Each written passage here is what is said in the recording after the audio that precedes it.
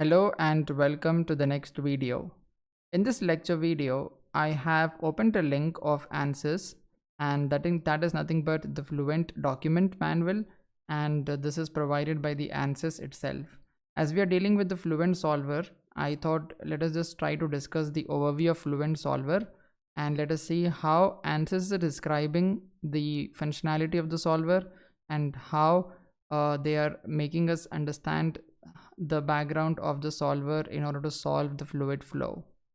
Now, I really recommend you to constantly visit and read the manual of ANSYS. Like, for example, if you're learning programming as well, or maybe, for example, consider Python, the trainers always recommend us to read the manual because there are certain functions or certain options that a trainer may also be not aware of it because he or she may have not used them, and that is the reason if we constantly read the manuals we will understand the theoretical background of it. Then we can understand whether we are approaching the appropriate way or we are moving in a wrong direction in order to solve our case.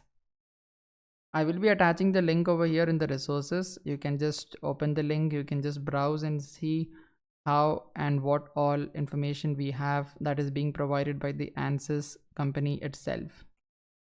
Now, coming to the overview of flow solver, we basically we will be just skimming a kind of glance reading we will do, and we will see what the software is about.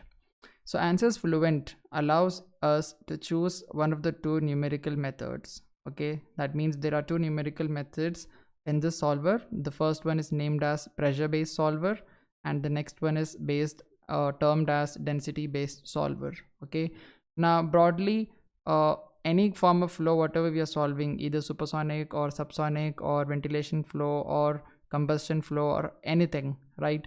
So firstly, we need to decide between these two solvers. We either need to go with the density based solver or we either need to go with the pressure based solver, right? Each of the solver has their own applications, and we will know according to our work and by reading different publications or the manual itself. Historically speaking, the pressure-based solver or the pressure-based approach was developed for low-speed incompressible flows, while the density-based approach was mainly used for high-speed compressible flows. So broadly, these are divided into two types depending on the flow regimes. For example, if you have a high-speed compressible flow, then you must go with the density-based solver, and if you have a low speed incompressible flows in your case or in your project, then you have to go with the pressure based solver. So this is a broader difference between density based solver and the pressure based solver. Now there is the next point over here, that is, however, recently both methods have been extended and reformulated to solve and operate for a wide range of flow conditions beyond their traditional or original intent, right? So these days, the optimization of the software, the enhancement of the programs are allowing us to solve various applications even with the pressure based solver and various applications even with the density based solver, right?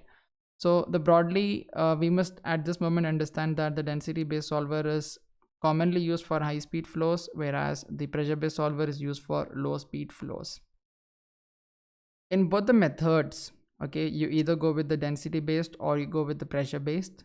The velocity field is obtained from the momentum equation, right? You remember the momentum equation, that is nothing but the momentum equation is based on the Newton's second law, which is force equals mass into acceleration.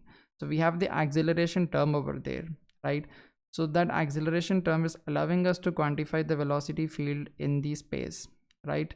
And in the density based approach, the continuity equation is used to obtain the density field, while the pressure field is determined from the equation of state.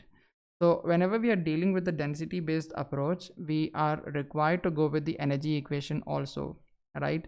And we are utilizing the energy equation in the density based solver, but we rarely, it depends on the application, we can exclude the energy equation in the pressure based solver also, right? We can just go without the energy equation in the pressure based approach as well. Okay, So the first two equations will only be used, that is the momentum and the continuity equation, whereas in the density based you have to utilize all the three equations. Clear? And using either method, and ANSYS Fluent will solve the governing integral equations for the conservation of mass, momentum, and when appropriate for energy, right? So I mentioned to you in the presentation that these equations are solved, and apart from these equations, if we have any other scalars, okay, we will come to it as we progress, such as the turbulence model or chemical species. All right, so whatever equations we are adding up in our model, in our mathematical model, in both cases you can either use pressure based or density based. No matter what type of approach you are going with, ANSYS Fluent is basically solving that particular equations, whatever we are choosing, right? So I mentioned to you in the presentation that the governing equations are converted into algebraic equations, right? So that is done by the solver ANSYS Fluent, right? And in both cases a control volume based technique is used that consists of, we will see what is it, division of the domain into discrete control volumes using a computational grid. So this is the first step what we are doing in the control volume based technique. So the ANSYS Fluent basically works in this technique, that is the control volume based technique, right? In that technique, what is the first step? The division of the domain into discrete control volumes. Now domain in the sense the space. Okay, for example, you have a room, okay, and you have placed, imagine a wind tunnel for example, you have placed a test specimen at the center of the room. Now what you need to do is you need to divide the complete volume of the room into small chunk of elements, that is nothing but the grids or mesh we can call them, right? That is the first step in control volume based technique. Then after that we are integrating the governing equations on these control volumes. So the elements what we are having, okay, the elements or the divisions of the complete space into number of small control volumes. In each control volume we are integrating the governing equation. All right, and what are we doing is we are constructing an algebraic equation at that particular control volume for a discrete dependent variable that is named as the unknown, such as the velocity, pressure, temperature, and conserved scalars. All right, so to speak in simple terms, we are dividing the complete domain into small elements. All right, and those elements are nothing but the grid or mesh, whatever we can call them, and we are integrating the governing equations on that particular small control volumes, and the integration after that we are constructing an algebraic equation, and the algebraic equation we are constructing for the dependent variables, that is the unknowns we can call them, that is the velocity, the pressure, the temperature, because all these values are unknowns. I mean, we are not aware what will be the velocity of the fluid as it passes a body, right? So we are utilizing these equations and we are constructing algebraic equations for solving them, and we are identifying the respected unknown values at that particular control volume, right? After that, the linearization of the discretized equations and solution of the resultant linear equation system to yield updated values of the dependent variable. Now what's happening is, as I mentioned to you, we are integrating the equations in control volume. That is not a one-step process. It continues again and again. So it is an iterative process. And as we are iterating at that particular point, the governing equations and other scalars or turbulence equations on that particular small control volume, the values of the unknowns gets updated as we iterate, right? So this is a three-step process basically. That is what is happening. That is what the solver is doing in the background for us. Clear? The two numerical methods employ a similar discretization process, and that is what is written over here. That is nothing but the control volume based technique. But the approach used to linearize and solve the discretized equations is different.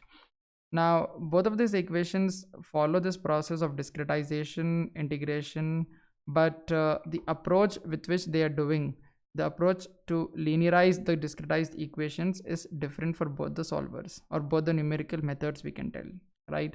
So in the next video we will see what are the differences between the pressure based and the density based solver in order to linearize the equations, the discretized equations what we have created.